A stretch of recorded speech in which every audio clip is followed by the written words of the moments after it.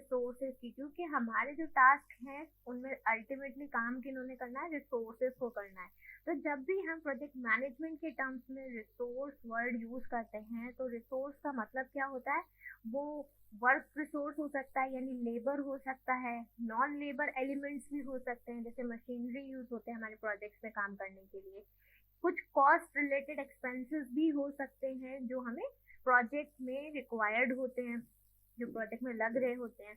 उसके अलावा हमारे प्रोजेक्ट में जो भी काम हो रहा है उसमें मटेरियल यूज होता है, तो वो मटेरियल भी हमारा एक रिसोर्स होता है। ठीक है, तो जब भी हम प्रोजेक्ट मैनेजमेंट की बात करेंगे तो रिसोर्सेज को क्रिएट करना ज़रूरी हो जाता है। रिसोर्सेज के थ्रू बेसिकली हमारे प्रोजेक्ट में बजट एलिमेंट इंक्लूड होता है। तो अगर हम अभी अपने प्रोजेक्ट के लेआउट की, बेसिक डेमो लेआउट की बात करते हैं, तो this is the project layout, this is what we have created as a demo project. आप लोग अपने प्रोजेक्ट पे करिएगा। तो अभी हम क्या करेंगे, अभी हमने काम किया था, अपने टास्क को लिस्ट किया था, डिपेंडेंसीज डिफाइन करे थे, वेल स्ट्रक्चर्ड मैनर में हमने सारा प्रोजेक्ट को लिस्ट आउट किया था। Now what we will do is, आप लोग दो कॉलम्स को इंक्लूड कर लीजिए, एक resource and second one is cost. ठीक है, तो बेसिकली हमारे प्रोजेक्ट में क्या कॉस्ट इन्वॉल्व होने वाली है वो हमें कॉस्ट से दिखेगा कि बजट में कितना अमाउंट जा रहा है। तो अगर आप अभी देखोगे ना अपने अपने प्रोजेक्ट के लिए कॉस्ट को इनेबल करके, क्योंकि हमने कोई रिसोर्स बनाया ही नहीं है तो कॉस्ट सबका जीरो आ रहा है। इनफैक्ट कॉस्ट को आप फॉरवर्ड करोगे तो भी ये कह रहा है, ये क्या है, टोटल शेड्यूल या प्रोजेक्टेड कॉस्ट होने वाला है किसी भी टास्क का, and it is going to be defined on the basis of the resources. जो रिसोर्सेज काम को करेंगे उसके बेसिस पे हमें ये कॉस्ट मिलता है। और कॉस्ट का एक फॉर्मूला लिख के आ रहा है नीचे कि cost is equal to actual cost plus remaining cost. यानी जब हम देखेंगे, जब अपडेट्स कर रहे होंगे हम सिस्टम में, तब हम ये एक्चुअल कॉस्ट और रिमेनिंग कॉस्ट को समझेंगे। अभी के लिए आप देखो बजट वाइज हमारे प्रोजेक्ट $0 कंज्यूम कर रहा है। आप इसमें करेंसी चेंज करके INR भी कर सकते हैं, we have talked about this कि कैसे करना है। ठीक है, अभी रिसोर्स कुछ असाइन नहीं है तो कॉस्ट 0 आ रहा है। ठीक है, तो अब now we will move towards the resource creation in the project. ये हम MS प्रोजेक्ट में रिसोर्सेज को क्रिएट कैसे करते हैं। तो रिसोर्स क्रिएट करने के लिए एक तरीका है, आप यहाँ व्यू में, टास्क में व्यू में जाके रिसोर्स शीट पे जा सकते हैं। स्टेप नंबर 1 ये जो खुल के आता है, this is the resource sheet. अभी के लिए I am removing this timeline so that हमें प्रॉपर पूरा स्क्रीन मिल जाए काम करने के लिए। ठीक है, रिसोर्स शीट में जाने के लिए हमने क्या किया था, टास्क में गए थे, व्यू से हमने रिसोर्स शीट सेलेक्ट कर लिया था, पहला तरीका।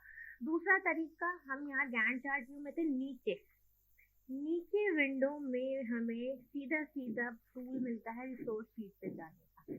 यहाँ से भी आप सेम जगह ही आएंगे। ठीक है, रिसोर्स रिलेटेड क्या क्या फंक्शंस हमारे पास है वो हम यहाँ रिसोर्स में जाके भी कर सकते हैं। लेट्स से राइट नाउ हमारा स्क्रीन एम्प्टी है and I want to add any resource, हम यहाँ से भी कर सकते हैं।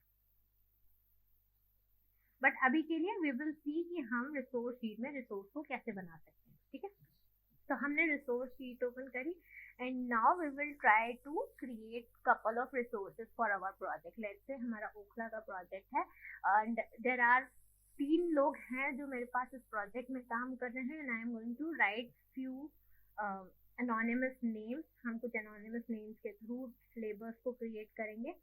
लेट्स से हमारे पास एक रिसोर्स है रमेश, जिनका नाम रमेश है। अब हमारे पास आता है रिसोर्स का टाइप का ऑप्शन, ये रिसोर्स किस टाइप का होने वाला है। तो there are 3 resource types which are defined in Microsoft project.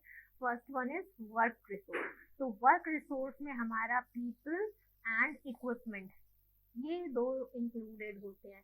People, जैसे अगर हम बोले जो रमेश है, ही इज अ लेबर, है ना, ही इज पीपल, वो पीपल है, वो ह्यूमन बीइंग है, तो हम अपना रिसोर्स टाइप सेलेक्ट करेंगे वर्क। या अगर हमारे पास मशीनरी होती है कोई, है ना, जैसे हम जैसे हम हाइड्रोलिक क्रेन यूज कर रहे हैं तो क्रेन इज मशीनरी, या हम हैमर यूज कर रहे हैं तो hammer is also a part of tool kit, वो इक्विपमेंट का पार्ट होता है, तो हम उसको भी एज वर्क ही डिफाइन करेंगे। ठीक है, अब because it's not a material तो हमें यहाँ यूनिट देने की जरूरत नहीं है, तो बेसिकली यहाँ पे हम मटेरियल का यूनिट मेंशन करते हैं। इनिशियल, ये रिसोर्स जो है इसको हम कुछ इनिशियल देना चाहते हैं तो वी कैन मेंशन दैट, जैसे अगर हम कहें Ramesh Kumar is full name and I am using R K as the initial, तो हम इसका नाम लिख लेते हैं रमेश कुमार। ठीक है, और हमने एक इनिशियल प्रोवाइड कर दिया आर के। ग्रुप अभी समझते हैं ग्रुप कैसे डिफाइन होगा, ग्रुप का क्या यूज है। ग्रुप बेसिकली जब हम लेट्स से रमेश जो है ही इज एन इंजीनियर, तो हम यहाँ पे ग्रुप क्रिएट कर देते हैं इंजीनियर का, so that Ramesh is going to be tagged with the engineer group. ठीक है, तो रमेश जो है कौन से ग्रुप में अप्लाई कर रहा है, अभी इंजीनियर में। या आप यहाँ पे डेजिग्नेशन के बेसिस पे, जैसे रोल के बेसिस पे हम करते हैं, we can say site engineer. हमारे प्रोजेक्ट में मल्टीपल साइट इंजीनियर हो सकते हैं, तो इस तरीके से हमने एक रिसोर्स का ग्रुप बना लिया साइट इंजीनियर का, तो जो भी साइट इंजीनियर होंगे उन सबको हम सेम ग्रुप में डिफाइन कर देंगे। ऑलराइट, नेक्स्ट आता है मैक्सिमम क्वांटिटी। तो मैक्सिमम क्वांटिटी बताएगा मैक्सिमम अवेलेबल यूनिट, यानी कि अगर यहाँ मैक्सिमम क्वांटिटी 1 लिखा है, इसका मतलब है क्योंकि रमेश एक पीपल है और एक दिन का हमने कैलेंडर सेट करा होगा 10 आवर्स 12 आवर्स जो भी हमारे ऑर्गेनाइजेशन में फॉलो हो रहा होगा, यानी कि रमेश एक दिन में एक यूनिट काम करेगा। एक यूनिट यानी 1 डे में 10 आवर्स, यानी 10 आवर्स मैक्सिमम एक दिन में रमेश की अवेलेबिलिटी है। ठीक है, अब लेट्स से अगर हम इंडिविजुअल पर्सन को लिस्ट करते हैं तो हम मैक्सिमम क्वांटिटी 1 रख रहे हैं। अब लेट्स से हम अपना जो लेबर फोर्स है, rather than defining individually, मैं सिर्फ एक रिसोर्स बना रही हूँ लेबर का, defining it as work, initial दे दिया है LB या simple L, and I am saying I have 5 labors available on the site, तो maximum unit में I will set 5। इसका मतलब है लेबर्स जो हैं एक दिन में 5 into number of working hours in a day available होने वाले हैं मेरे पास। अगर एक दिन में एक लेबर 10 घंटे काम करता है तो I am saying I am having 5 labours, यानी 5 into 10 50 आवर्स का काम I can get it done in 1 day using this labour resource. ठीक है, मैक्सिमम क्वांटिटी का इस्तेमाल हम ये समझने के लिए करेंगे कि आगे चल के जब हम बात करेंगे कि रिसोर्स जो है हमारा ओवर एलोकेशन हो रहा है तो वहां पे हम इस क्वांटिटी को देख के एडजस्ट करते हैं। ठीक है, ऑलराइट, क्वांटिटी, मैक्सिमम क्वांटिटी के बाद हमारे पास कुछ पैरामीटर्स आते हैं जिनमें आपको कॉस्ट दिख रही है। 3 पैरामीटर्स हैं, एक है स्टैंडर्ड रेट, एक है ओवर टाइम रेट और एक है कॉस्ट पर यूज। इनको समझते हैं ये क्या है। स्टैंडर्ड रेट इज, अगर हम रमेश की बात करते हैं who is a site engineer, Ramesh को पर घंटे रमेश हमें क्या चार्ज कर रहा है, दैट मीन्स रमेश से काम कराने के लिए 1 घंटे का या 1 दिन का हमें कितना अमाउंट बेयर करना पड़ रहा है, वो हम स्टैंडर्ड रेट में मेंशन करते हैं। अगर हमारे ऑर्गेनाइजेशन में ओवर टाइम होता है एंड ओवर टाइम का कुछ कॉस्ट मेंशन्ड है तो हम वो ओवर टाइम कॉस्ट में मेंशन करते हैं। तो लेट्स से हम कहते हैं रमेश का जो स्टैंडर्ड है, स्टैंडर्ड टाइम है, दैट इज हम उसको जैसे $10 दे रहे हैं पर आवर का। आप इसमें पर डे का भी मेंशन कर सकते हैं। अगर हमें पर डे का मेंशन करना होगा तो हम इस तरीके से लिखेंगे 500 पर डी। ये हमने नॉमेनक्लेचर देखा था, डी मतलब डे है, एच मतलब आवर है। ठीक है, तो 500 पर डे का अगर कॉस्ट हम रमेश को हमारे ऑर्गेनाइजेशन से पे कर रहे हैं तो यहाँ हम उसको स्टैंडर्ड रेट में लिखेंगे। अब कई बार क्या होता है, यहाँ इफेक्टिव डेट का ऑप्शन भी होता है कि अगर हम स्पेसिफिकली किसी एक पीरियड ऑफ टाइम के लिए रिसोर्स यूज करेंगे तो हम वो डेट पीरियड भी डिफाइन कर सकते हैं। Right now it's not required, तो हम क्या करेंगे, हमने स्टैंडर्ड डेट दे दिया। लेट्स से अगर हम रमेश से ओवर टाइम कराएंगे तो हम $10 पर आवर का एक्स्ट्रा टाइम को पे कर रहे हैं। ओवर टाइम मतलब जो भी शिफ्ट आवर्स है उसके अलावा काम कराएंगे तो ये एक्स्ट्रा बजट में इंक्लूड, बिलिंग में इंक्लूड हो जाएगा। ठीक है, नेक्स्ट आता है पर यूज कॉस्ट। पर यूज कॉस्ट का मतलब होता है अगर हमें कोई भी रिसोर्स को अवेल कराने के लिए कुछ वन टाइम कॉस्ट बेयर करनी पड़ती है तो वो पर यूज कॉस्ट में आता है। जैसे अगर हम कोई मटेरियल की बात करते हैं, कुछ सामान मंगवाया है हमने, तो सामान मंगवाने के केस में हमें ट्रांसपोर्टेशन कॉस्ट बेयर करना पड़ता है। तो ट्रांसपोर्टेशन कॉस्ट क्या है, पूरे टास्क में हर दिन नहीं लगता, वो वन टाइम पेमेंट होती है, एक बार में लगेगी। आप एक बार सामान मंगाओगे तो आप वो कॉस्ट बेयर करोगे, तो वो हम पर यूज कॉस्ट में मेंशन करते हैं। या जैसे अगर हम सर्विसमैन को बुलाते हैं कोई भी सर्विस के लिए, जैसे इलेक्ट्रिशियन को बुलाया है तो इलेक्ट्रिशियन का स्टैंडर्ड रेट डिफाइन होता है, प्लस एक कॉस्ट भी डिफाइंड होता है कि उसको बुलाने का वो 100 रुपीज लेगा ही लेगा, उसके बाद वो कितना घंटा काम करेगा वो एक्स्ट्रा है। तो वो चीज हम पर यूज कॉस्ट में डिफाइन करते हैं। ठीक है, नेक्स्ट हमारे पास आता है कॉलम एक्योर एट का। एक्योर एट का मतलब है ये जो अमाउंट है, मतलब जो चार्जेस हम करने वाले हैं, let's make it 50 per hour. ठीक है, जो भी चार्ज हमारा रिसोर्स करने वाला है ये बजट में जो इंक्लूड करना है, बिल में जो इंक्लूड करना है, वो at the start of that task करना है, लास्ट में करना है, या पूरे प्रोजेक्ट के जितने भी ड्यूरेशन है डे वाइज या मंथ वाइज उसको इक्वली डिस्ट्रीब्यूट करके अलाइन करना है। तो we keep it prorated for default, कि जितने दिन लगने वाला है तो हर एक दिन इक्वल पार्ट पर डिवाइड हो जाएगा। ठीक है, ऑलराइट। अब हमारे जो रिसोर्स है इसमें कैलेंडर कौन सा यूज होने वाला है। अब आप देखो, एक तो था प्रोजेक्ट कैलेंडर, रिसोर्स अपने हिसाब से एक डिफरेंट कैलेंडर भी फॉलो कर सकते हैं, पर अभी के लिए आई एम जस्ट सेइंग जो मेरा प्रोजेक्ट कैलेंडर है, my resource is following the same calendar. ठीक है, तो अभी हमने पहला देखा कि हम वर्क रिसोर्स कैसे बनाते हैं। इतने में कोई डाउट हो तो आप पूछ सकते हैं। $15 per hour for the labour cost. ठीक है, अब हम सेकेंड टाइप ऑफ रिसोर्स की बात करेंगे जहां हम किसी मशीनरी को डिफाइन करते हैं। तो मशीनरी हमने बोला, for example let's take the example of a crane, कि हमें अपने काम में कुछ क्रेन का रिक्वायरमेंट है, तो I am listing crane as a resource. Work type work में आएगा, इक्विपमेंट हमारे वर्क में ही जाएंगे, एंड हमारे पास कितने नंबर ऑफ क्रेन्स अवेलेबल हैं वो हम यहाँ क्वांटिटी मैक्स में डिफाइन कर सकते हैं। तो let's say we have 2 cranes available, तो हम यहाँ 2 मेंशन कर देंगे। अब वो जो क्रेन हम यूज कर रहे हैं उसके लिए, उसके अगेंस्ट हमें क्या कॉस्ट बेयर करनी पड़ी है, वो उसका स्टैंडर्ड रेट होगा। लेट्स से $5 पर आवर का कॉस्ट बेयर करना पड़ रहा है इस क्रेन को यूज करने के लिए।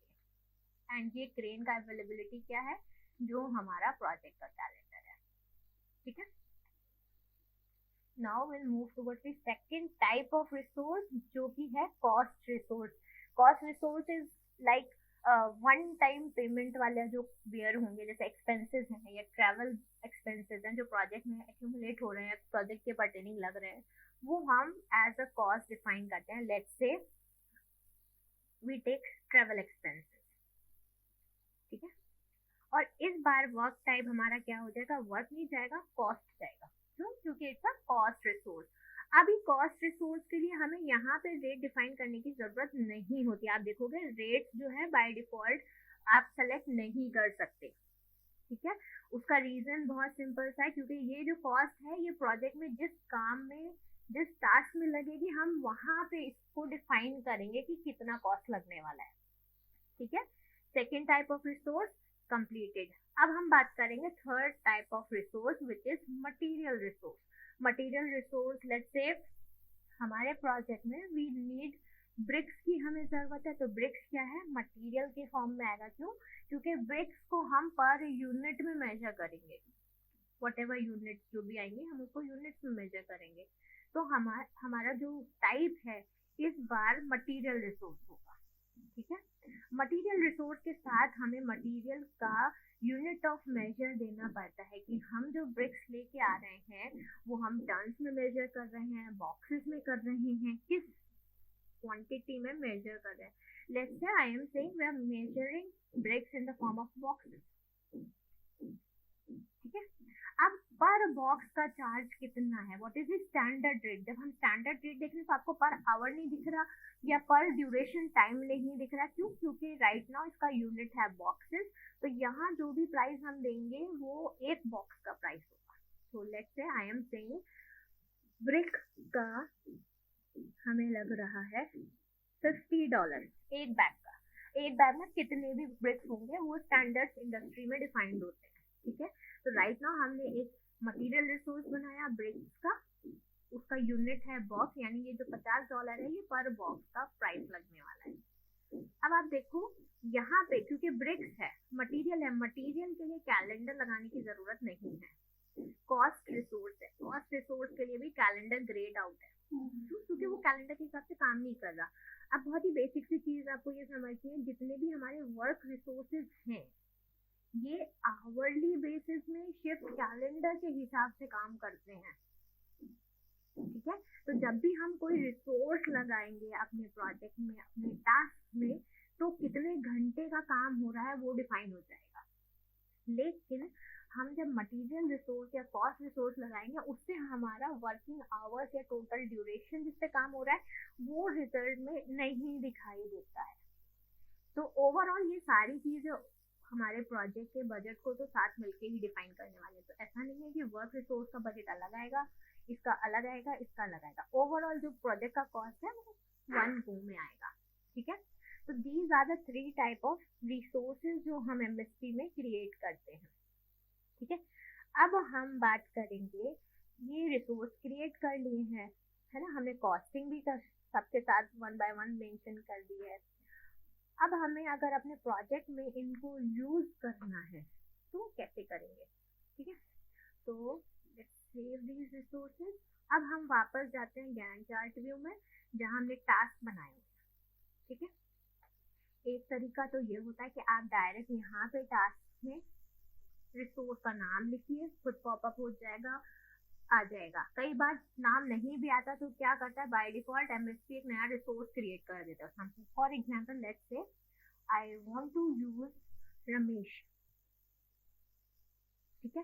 तो रिसोर्स में क्या असाइन हो गया, रमेश असाइन हो गया।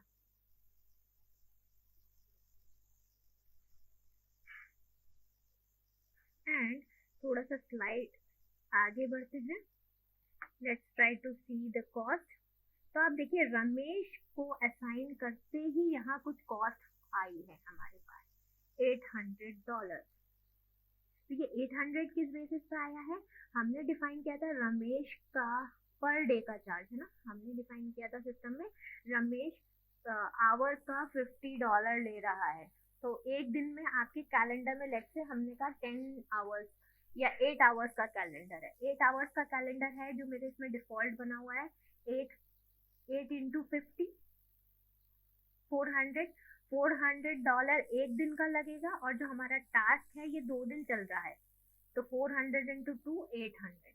तो इस तरीके से बजट डिफाइन होता है। ये चीज समझ में आई कि ये 800 कैलकुलेशन कहाँ से आई है। तो एक तरीका तो ये है आप रिसोर्स के नाम में डायरेक्ट डाल दीजिए। अब लेट्स से मैं एक रिसोर्स डालती हूँ रवि। हमने रवि बनाया नहीं था सिस्टम में, लेकिन जब हमने कोई नाम रवि इंसर्ट किया तो इसने रवि ले लिया है, लेकिन रवि के अगेंस्ट प्राइस क्या आ रहा है, कॉस्ट क्या आ रही है, 0। Now let's move to resource sheet. अब आप देखो ऑटोमेटिकली एक रवि वर्क रिसोर्स सिस्टम ने क्रिएट कर दिया।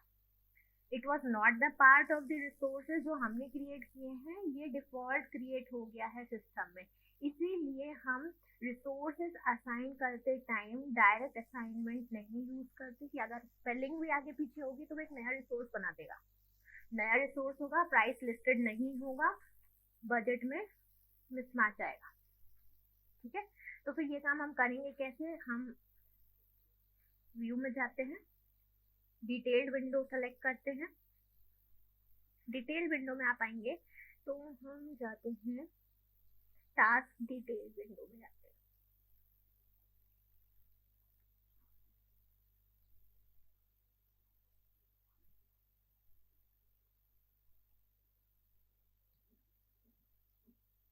टास्क एंट्री में देखो क्या क्या डिटेल्स हमें दिख रहा है, ठीक है। टास्क के हमने डिटेल्ड फॉर्म खोला हुआ है। अब टास्क फॉर्म में हमारे पास यहाँ रिसोर्सेज हैं, प्रेडिसेसर्स भी मेंशन है। एक काम करते हैं, हम रिसोर्सेज और प्रेडिसेसर्स हटा देते हैं। हम यहाँ पे सिर्फ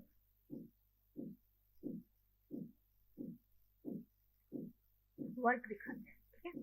तो this is the work unit, जहाँ पे हम 1 बाय 1 हर एक टास्क के परटेनिंग रिसोर्स को लिंक करते हैं। रिसोर्स बनाएंगे, देन टास्क के साथ रिसोर्स को लिंक करेंगे। तो सिंपल तरीका है, सबसे पहले हमें यहाँ पे आके टास्क को सेलेक्ट करना है। टास्क को सेलेक्ट किया, आप देखो नीचे टास्क फॉर्म में या टास्क डिटेल्ड विंडो में भी आप जाओगे तो सेम चीज दिखेगी। आपको टास्क का नाम दिख रहा है, यहाँ पे टास्क के बेसिक डिटेल्स दिख रहे हैं, स्टार्ट कब है, फिनिश कब है, कितना ड्यूरेशन है टास्क का, और टास्क टाइप क्या है। There are 3 different types of task in MSP. वो हम नेक्स्ट सेशन में पढ़ेंगे कि what are different task type और उनका इम्पैक्ट क्या होता है। क्योंकि इसके इम्पैक्ट को समझने के लिए हमें रिसोर्सेज को समझना जरूरी था, इसीलिए वी आर कवरिंग रिसोर्सेज पर, ठीक है। अब इस टास्क में कौन सा रिसोर्स लगाना है वो आपको यहाँ पे डिफाइन करना पड़ता है, ठीक है। अब आप देखो यहाँ पे हमारे पास वर्क यूनिट्स हैं, ठीक है। जैसे हमने रमेश कुमार को लगाया, तो रमेश कुमार एक रमेश सिंगल पर्सन है, we need only 1 Ramesh. Total work कैसे डिफाइन हुआ है, एक दिन में 8 घंटा हमारा प्रोजेक्ट का कैलेंडर बोल रहा है। ये काम 2 दिन चलने वाला है, तो रमेश कितने घंटे काम करेगा इस पूरे टास्क में, 16 घंटे, ठीक है। सेम वे में अगर हमें कुछ घंटे ओवर टाइम भी करवाना है इनसे, तो वो हम यहाँ ओवर टाइम में मेंशन करेंगे, ठीक है। अभी बेसलाइन वर्क को आप भूल जाइए, एक्चुअल वर्क भूल जाइए। रिमेनिंग वर्क में आपको 16 लिख रहा है, क्यों, क्योंकि अभी हम प्लानिंग कर रहे हैं, हमने काम शुरू नहीं किया है, तो कोई काम हुआ नहीं है, तो actual work is 0, remaining work total work आपका रिमेनिंग वर्क है, ठीक है। यहाँ से हम बेसिकली आप इस नंबर को चेंज भी कर सकते हैं। लेट्स से 16 इज द डिफॉल्ट, क्योंकि एक दिन में रमेश 8 घंटा काम करता है। अगर हम कह रहे हैं कि हमें इस ड्यूरेशन में 27-28 में रमेश को 16 घंटे नहीं काम कराना, 8 घंटे कराना है, तो आप यहाँ पे इसको चेंज करके 8 कर सकते हैं। तो दीज आर दी बेसिकली आपका बजटेड वर्क कि इस टास्क में कितना काम रिक्वायर्ड है। Now let's say I will say bricks का रिक्वायरमेंट है। यहाँ पे हमने एक रिसोर्स बनाया था ब्रिक्स, उसका रिक्वायरमेंट है। तो यूनिट्स में हमें मेंशन करना पड़ेगा कि कितना unit of BRICS is required. तो हमने ब्रिक का एक एंटिटी बनाया था, यूनिट ऑफ मेजर बनाया था box. I am saying I will need 5 boxes of bricks. Let me hit OK. अब आप देखो यहाँ पे क्या हुआ, रमेश पहले से काम कर रहा था, अभी ब्रिक्स के 5 बॉक्सेस ऐड कर दिए, तो कॉस्ट बढ़ गया है। पहले कॉस्ट था $800, वो सिर्फ रमेश के काम करने का प्राइस था। जैसे ही ब्रिक्स ऐड किए 5 बॉक्सेस, प्राइस बढ़ गया। तो हमने ब्रिक्स का कुछ इनिशियल प्राइस रखा था, ये था हमारा ब्रिक्स का प्राइस कितना था, $50 इंटू 5, 250, 800 प्लस 250, 1050। इस तरीके से आपका ये ब्रेकडाउन आता है, ठीक है।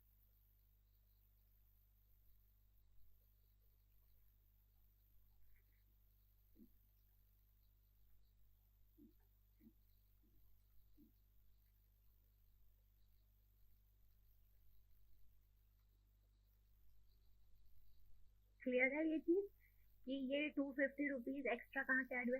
अच्छा, जो बॉक्सेस 5 हमने बोले, तो ये पर आवर के हिसाब से कैलकुलेशन नहीं चलेगी, ये यूनिट के हिसाब से चलेगी। हमने बोला 5 यूनिट रिक्वायर्ड है, तो जो भी एक ब्रिक का बैग का प्राइस था इंटू 5, और वो हमारे ओवरऑल बजट प्राइसिंग में इंक्लूड हो गया।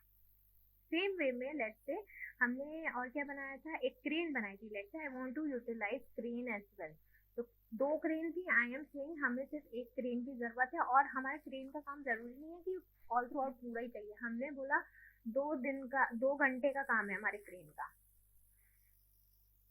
ओके करेंगे, यहाँ पे ओके करते ही आप देखो क्रेन का 2 घंटे का जो रेट होगा वो ऐड हो जाएगा।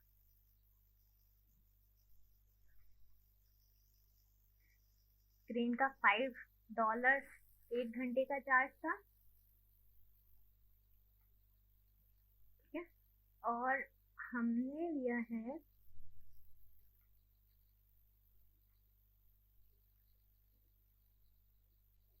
हमने 2 घंटा यूज किया है इसको, ठीक है।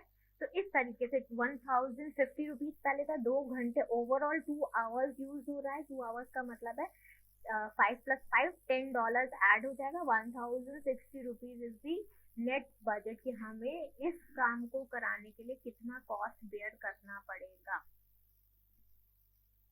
ठीक है। हमने एक और डिफाइन किया था ट्रैवल। लेट्स से जब हम पहला टास्क करा रहे हैं, हमारे कुछ ट्रैवल एक्सपेंस एक्यूमुलेट हो रहे हैं, तो हमने ट्रैवल ऐड किया। अब आप देखो ट्रैवल में जैसे ही ट्रैवल एक्सपेंस ऐड किया है, यहाँ पे हमें यूनिट ऐड करनी है। लेट्स से हम से बट अभी हमने ट्रैवल में कुछ अमाउंट नहीं बनाया था, तो ट्रैवल में यहाँ पे हमें कॉस्ट में जाना पड़ेगा। यस, अब कॉस्ट में ट्रैवल का कॉस्ट यहाँ हम डिफाइन कर सकते हैं कि हमारा लेट्स से ट्रैवल का $200 हमारे पास बजट में इंक्लूडेड है, तो we will select the unit as cost और हम ट्रैवल में जितना कॉस्ट कंज्यूम हो रहा है वो मेंशन कर देंगे। जैसे ओके करेंगे यू विल सी ओवरऑल ये वन टाइम कॉस्ट जो है इसमें ऐड हो गई। तो ये चीज़ ध्यान रखें जब हम लेबर रिसोर्स की बात कर रहे हैं, तो आपको बेसिकली वर्क रिलेटेड आइटम्स देखने होते हैं, आपको वर्क के यूनिट में बताना होगा कितने घंटे हम काम करा रहे हैं। और जब हम बात करेंगे कॉस्ट रिलेटेड एलिमेंट्स की, तो आप राइट क्लिक करके कॉस्ट में जाएंगे and you will insert the cost price, ठीक है। इस तरीके से हम 3 डिफरेंट टाइप के रिसोर्सेज को एमएस प्रोजेक्ट में डिफाइन करते हैं एंड इंडिविजुअली अपने टास्क में असाइन करते हैं, क्योंकि बजट हमारा तभी फ्लो करेगा जब हमारा रिसोर्सेज असाइन होने लगते हैं, ठीक है। अब यहाँ से डिटेल्स हटाते हैं और एक बार वापस जाते हैं रिसोर्स विंडो में। ऑलराइट, ये तो था बेसिक जो हमें दिख रहा है। हम अगर जैसे हम टास्क शीट में डबल क्लिक करके टास्क इन्फॉर्मेशन खोलते हैं, कोई भी रिसोर्स पे डबल क्लिक करेंगे आपको रिसोर्स इन्फॉर्मेशन टैब ओपन होता है। बेसिक सबसे पहले आपको जनरल दिखता है। जनरल में आपका रिसोर्स का नाम है, वर्क टाइप क्या है, बेसिक डिटेल्स होती है। कॉस्ट में हमारी कॉस्ट रिलेटेड इन्फॉर्मेशन आ रही होती है। एक सेक्शन हमारे पास यहाँ नोट्स का होता है, अगर हमें कुछ एडिशनल रिमार्क या कुछ इन्फॉर्मेशन लिखनी होती है तो हम यहाँ नोट के फॉर्म में लिख सकते हैं। जैसे I'm just writing reminder, I'll click OK। तो आप देखो जिसके भी आगे नोट्स मेंशन होंगे, आपको यहाँ ये जो कॉलम है इंडिकेटर का, यहाँ एक ऐसे फोल्डर आइटम बन जाएगा। तो जब भी हमें कुछ रिमार्क्स हम इंक्लूड करेंगे नोट्स में, तो यहाँ से हाईलाइट होकर आ जाएगा कि this report contains some notes associated with it, ठीक है। इतना क्लियर है रिसोर्स कैसे बनाना है, कैसे हम रिसोर्स को टास्क के साथ लिंक करते हैं।